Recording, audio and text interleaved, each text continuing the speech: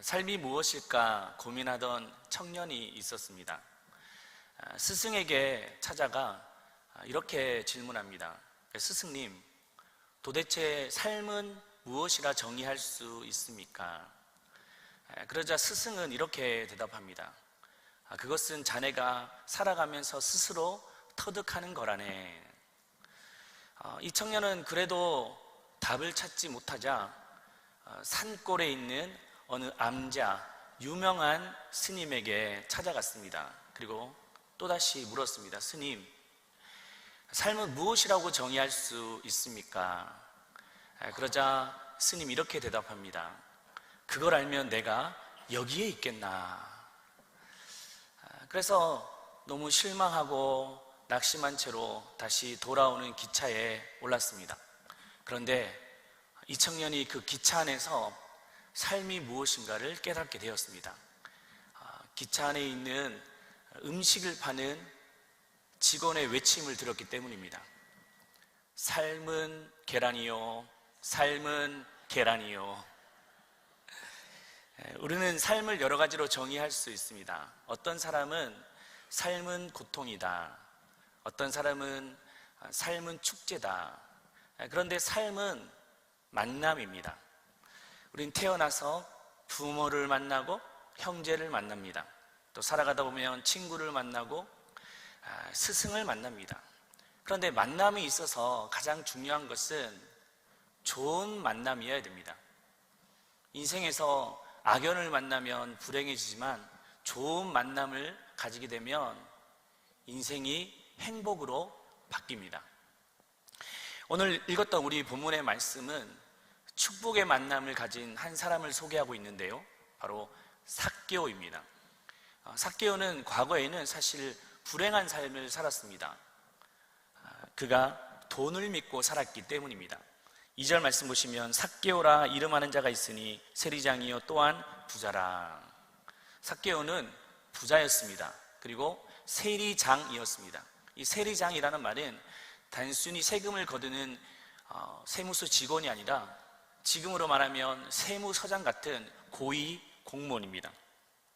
당시 로마는 이스라엘을 점령하고 있었고 가혹한 세금 정책으로 이스라엘을 통치했습니다. 그런데 이때 흥미로운 점은 로마가 세금을 걷어들일 때 로마인을 세우지 않고 유대인, 이스라엘 사람을 세웠다는 점입니다. 직접적인 그 충돌을 방지하기 위해서이죠. 구한 말에 우리나라에도 일제가 친일파를 세웠던 것처럼 말이죠.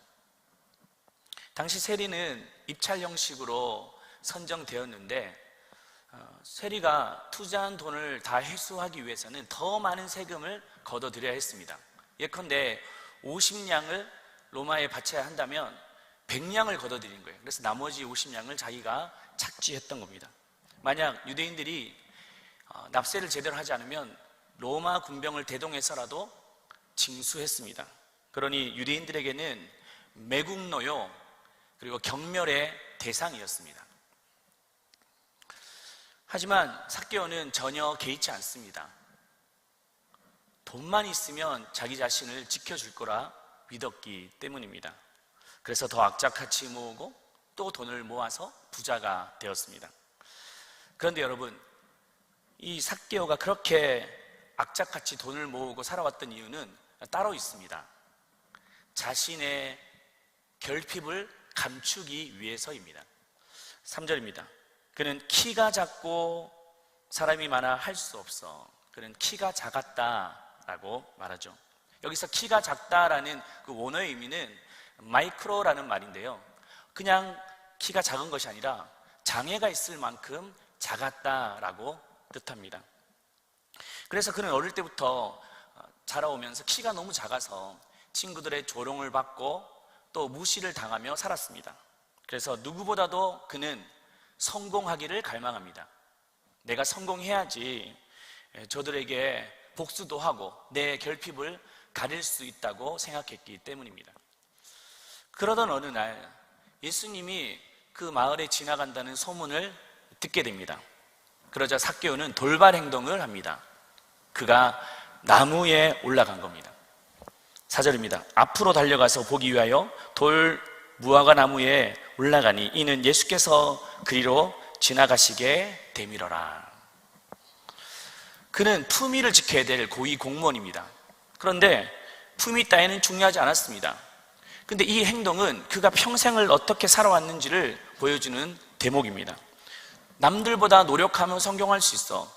경쟁에서 밀리지 않으면 나도 성공하고 나를 무시하는 사람들에게 복수할 수 있어 라는 생각을 가지고 살아왔기 때문입니다. 그런데 아무리 노력해도 바뀌지 않는 한 가지가 있었습니다. 그것은 바로 키를 극복할 수 없었습니다. 돈은 없으면 벌면 됩니다. 집이 좁으면 이사 가면 됩니다. 하지만 자신의 키는 스스로의 힘으로 도무지 할 수 없는 한계를 가지고 있었던 것이죠. 그런데 여러분, 삭개오의 모습이 마치 우리의 모습이진 않습니까? 저마다 겉으로 보면 아무런 문제가 없어 보이지만 우리는 다 결핍을 안고 살아갑니다. 어떤 분은 경제적으로 넉넉합니다. 또 자녀도 잘 됐습니다. 그런데 건강상의 어려움 때문에 고통 가운데 계십니다. 또 어떤 분은 몸도 건강해요. 경제적으로 넉넉합니다. 그런데 아픈 손가락이 있는데 바로 자식입니다. 또 어떤 분은 자식도 잘 됐고 몸도 건강한데 경제적인 결핍 때문에 계속해서 고통 가운데 살아가는 분들도 많으십니다. 그 외에도 외모의 문제, 진로의 문제, 가족의 문제, 관계의 문제 때문에 얼마나 신음하며 살아가는 분들이 많은지 모릅니다. 그래서 그 결핍을 해결하고자 열심히 살아갑니다. 노력도 많이 합니다. 그런데 그렇게 노력한다고 해서 결핍이 채워지던가요? 물론 채워지는 것도 있지만 또 다른 결핍을 안고 살아가는 것이 우리의 현실입니다. 마치 삭개오처럼 말이죠. 그런데 그런 삭개오의 인생에 위대한 전환점이 찾아왔습니다. 바로 예수 그리스도를 만나는 사건이었습니다. 5절입니다. 예수께서 그곳에 이르사 쳐다보시고 이르시되 삭개오야 속히 내려오라 내가 오늘 내 집에 유하여야겠다 하시니, 예수님은 삭개오를 보시고 먼저 그의 이름을 부르셨습니다. 삭개오야. 이 한마디는 삭개오에게 충격이었습니다. 왜냐하면 당시에 삭개오의 이름을 부른 사람이 없었기 때문이죠. 삭개오를 보면서 저 몹쓸 인간, 저 매국노, 피도 눈물도 없는 인간, 저 사기꾼 자식, 온갖 비난의 말을 들었습니다. 하지만 예수님은 달랐습니다. 삭개오의 이름을 불러주셨습니다. 삭개오야, 삭개오야. 삭개오의 이름은 영어로 purity인데 순수한, 깨끗한 이라는 뜻입니다. 사람들이 너를 뭐라고 하든 중요하지 않아. 너는 내게 소중한 사람이야. 세상이 너를 비난해도 중요하지 않아. 너는 내게 순결한 사람이야. 그 따뜻한 음성이 있었습니다. 저는 어릴 때 가난하게 자랐습니다. 아버님의 돌봄을 받지 못하고, 그러니 어머니는 미신 공장에 가셔서 일을 하셔야 되고 마치고 돌아오시면 또다시 밤에 파출부로 일하셔야 됐습니다. 그래서 저는 늘 방치되어 있었어요. 그래서 늦게까지 공사판에서 놀기도 하고 친구들과 놀이터에서 시간을 보내기도 했습니다. 그런데 어둑어둑해지면 어디선가 친구들의 이름을 부르는 소리가 들립니다. 아무개야 집에 들어와야지. 아무개야 이제 학교 갈 준비해야지. 그러면 가지고 있던 돌멩이며 나뭇가지 다 내려놓고 집으로 돌아갑니다. 저는 혼자 덩그러니 남았습니다. 제게는 그 누구도 제 이름을 불러주지 않았기 때문입니다. 혼자 우두커니 모래성도 쌓고 또 나뭇가지로 모래에다가 그림도 그려보았습니다. 그래도 시간이 가지 않습니다. 그런데 한 8시, 9시 정도 됐나요? 어디선가 제게 이렇게 부릅니다. 석균아, 저희 어머니가 일을 마치고 돌아오셨습니다. 왜 아직까지 집에 안 들어가고 여기 있니? 이제 집에 들어가자. 제 몸의 모든 흙을 털어주시고 제 손을 잡고 집으로 들어가셨습니다. 그 어머니의 따뜻한 음성은 지금도 잊을 수 없습니다. 예수님은 동일하게 지금 여러분의 이름을 부르십니다. 아무개야, 아무개야. 열심히 살아온다고 고생 많았지. 힘써 달려온다고 고단하지.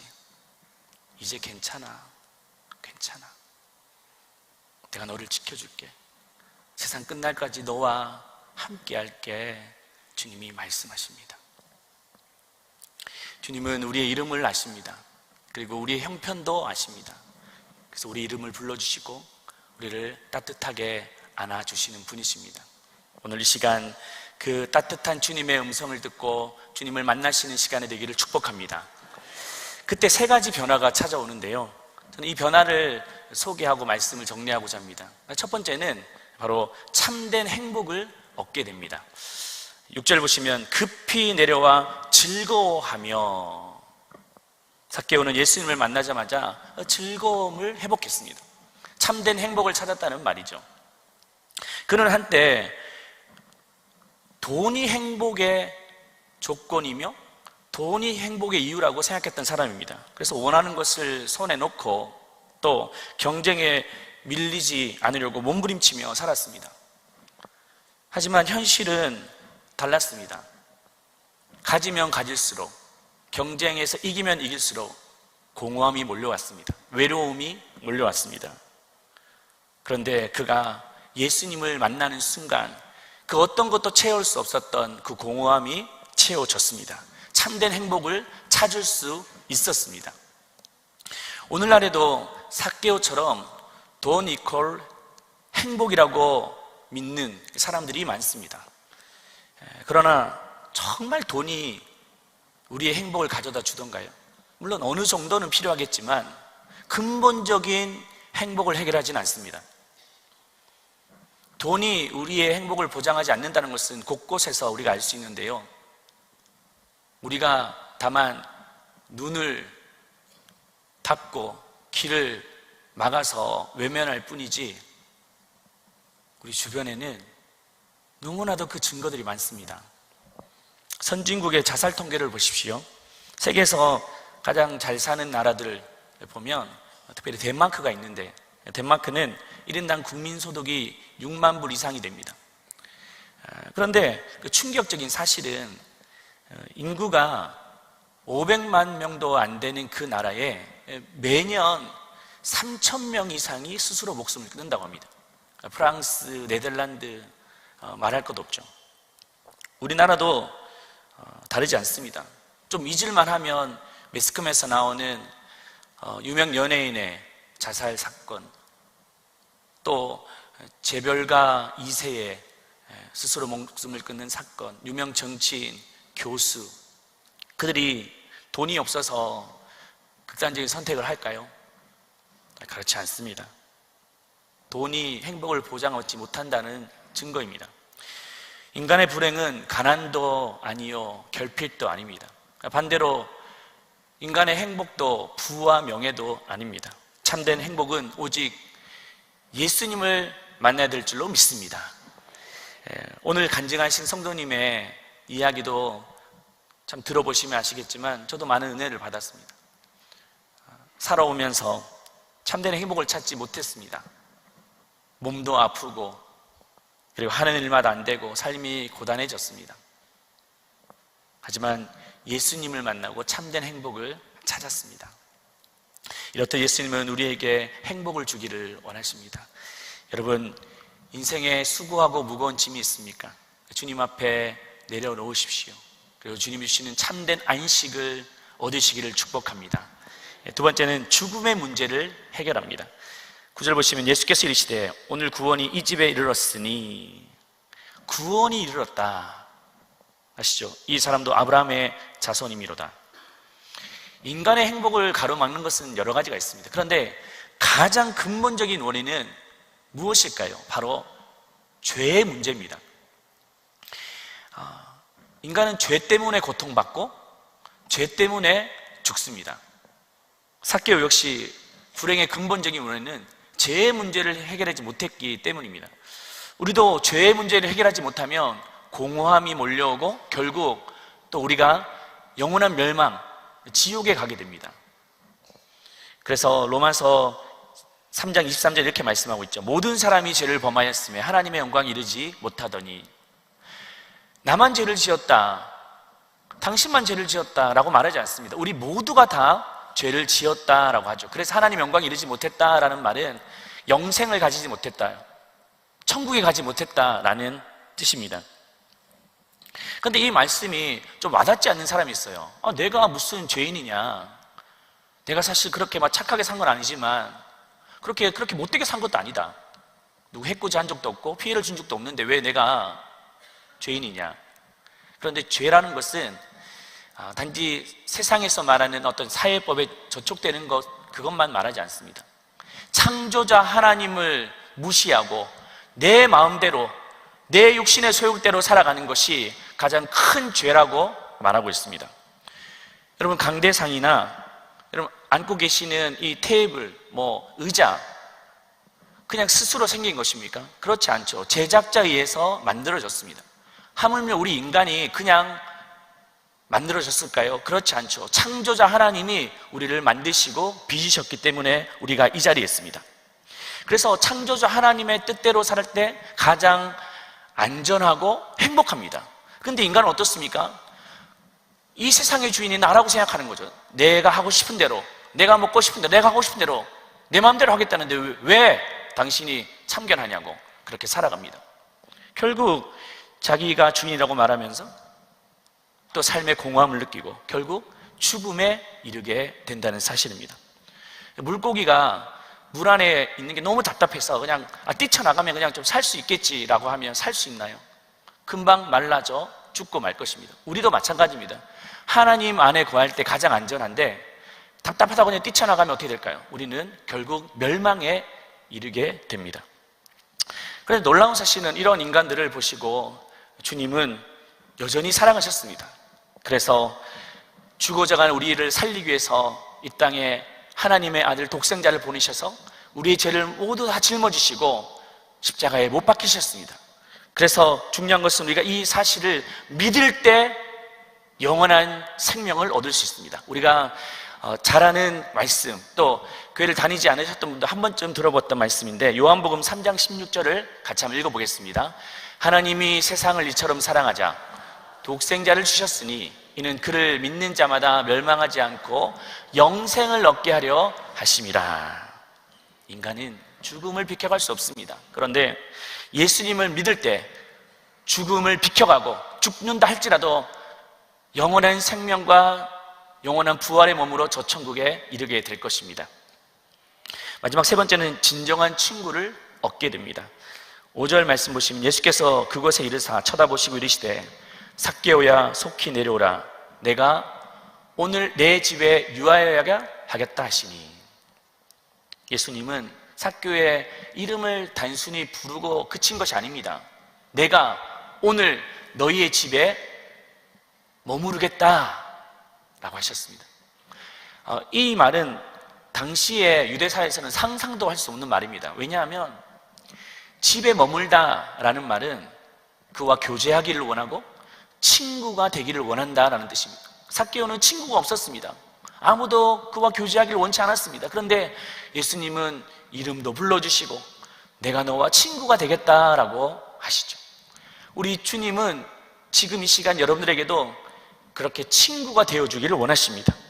잠시 들렀다가 떠나는 그런 손님이 아니라 함께 있어주는 친구가 되기를 원하십니다. 때로는 낙심하고 지쳐 쓰러져 있을 때도, 고단하고 마음이 상할 때도, 육신의 몸이 만신창이가 되었을 그때, 아무리 내가 노력하고 애쓰지만 절망 속에 있을 그때도 나는 너와 친구가 되겠다라고 하십니다. 한동대학교 총장을 지냈던 김영길 박사님을 아실 것입니다.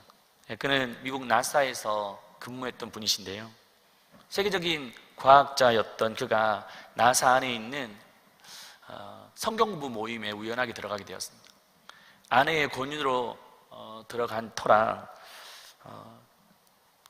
도대체 예수님이 누구신지 또 예수님을 믿어야 되는지를 몰랐습니다. 그는 논리와 이성을 중시했던 사람이기 때문에 이 신앙의 세계가 전혀 들어오지 않았습니다. 그래서 성경을 창세기부터 계시록까지 몇 번을 읽었습니다. 또 다른 신앙서적도 탐독해 보았습니다. 그래도 여전히 의문이 해소되지 않았습니다. 그래도 도대체 저 아내가 또 예수를 믿는 사람들이 저렇게 신앙의 확신을 가지고 살아가는 이유가 뭘까 고민했습니다. 그래서 밤늦게까지 도대체 하나님은 살아계신가? 예수님은 어떤 분이실까? 예수님을 믿는다는 것이 무엇일까? 고민하는데 신앙의 세계가 열리기 시작했습니다. 아, 그래, 맞아. 나는 죄인이지. 죄에 대한 값은 반드시 죽음으로 끝나는데 이 죽음을 해결할 수 있는 것은 내 힘으로 안 되고 죄가 없는 분이 나의 죄를 대신 져야 되는데 그분이 바로 하나님이시구나. 그분이 이 땅에 내려오셔서 나의 죄를 다 속량하시고 죽으시며 나에게 영생을 주셨구나라는 것이 믿어지기 시작한 거예요. 영의 세계가 열리기 시작했습니다. 그때 아내를 깨웠습니다. 여보요, 내가 이런 깨달음이 왔어. 그때 그는 거듭남을 체험할 수 있었습니다. 그리고 그의 삶은 달라졌습니다. 세상이 다르게 보이는 거예요. 그가 아무리 과학자요 지식인이지만 자신의 힘으로 할 수 없는 많은 문제들을 봉착하며 절망했습니다. 그런데 영의 세계가 열리니 이해가 되어지는 거죠. 또 꽃들도 그냥 보이지 않습니다. 하늘도 그냥 보이지 않습니다. 꽃들이 만개에 있는 것을 보면서 우리 하나님이 내가 너를 사랑한다 그렇게 속삭이는 것 같았습니다. 넓은 하늘이 나를 품어주는 하나님의 넓은 품 같았습니다. 그리고 그의 삶이 완전 달라졌습니다. 무엇보다도 하나님이 나와 함께하게 해주시고 또 나의 친구가 되어주시는구나 라는 것을 확신할 수 있었습니다. 그때부터 그는 행복을 찾았습니다. 이것이 바로 예수님을 만난 사람들이 누리게 되는 행복입니다. 그렇다면 이 예수님을 우리는 어떻게 만날 수 있을까요? 오늘 성경은 이렇게 말하고 있습니다. 6절에 급히 내려와 즐거워하며 영접하거늘. 예수님을 여러분 마음속에 모셔야 됩니다. 교회에 오신 이유가 무엇입니까? 여러 가지 이유가 있잖아요. 교회 오면 사람들과 어울릴 수 있고 또 내 마음의 위로를 받고 또 세상을 살아가는 처세술도 배우고. 그런데 가장 중요한 것이 무엇일까요? 내 안에 예수님이 들어오는 것입니다. 예수님을 모시는 겁니다. 그것이 나로 하여금 절망 속에서도 행복을 발견하게 될 것이고 죽음이 두렵지 않는 죄의 문제를 해결하게 될 것이고 또 무엇보다도 나와 평생 친구 되신 예수님을 내 안에 모시기 때문입니다. 삭개오는 예수님을 영접했을 때 이 행복을 누릴 수 있었습니다. 우리가 행복한 사람들이 축제를 하는 이유는 무엇일까요? 이 예수님을 소개하고 싶기 때문입니다. 우리는 열심히 살아가고 애를 쓰지만 때로는 절망 속에 살아가고 내 한계를 느끼며 낙심될 때가 많습니다. 그런데 예수님을 만나면 우리 삶이 달라집니다. 행복을 찾을 수 있습니다. 때로는 육신의 질병도 고침받게 되고 마음의 아픔도 치료되고 미래가 두렵고 너무나도 염려스럽지만 두려움이 사라지게 됩니다. 마음의 안식을 찾지 못했는데 쉼을 얻게 되고요, 행복을 찾게 되는 놀라운 비결이 이 안에 있습니다. 무엇보다도 죽어도 죽음이 두렵지 않는 영생의 복을 누리게 됩니다. 제가 다 설명할 수는 없지만 저도 참 비참한 인생을 살았습니다. 늘 가정에 대한 결핍, 사람에 대한 상처로 힘들게 살았습니다. 근데 제게 예수님이 찾아와 주셨습니다.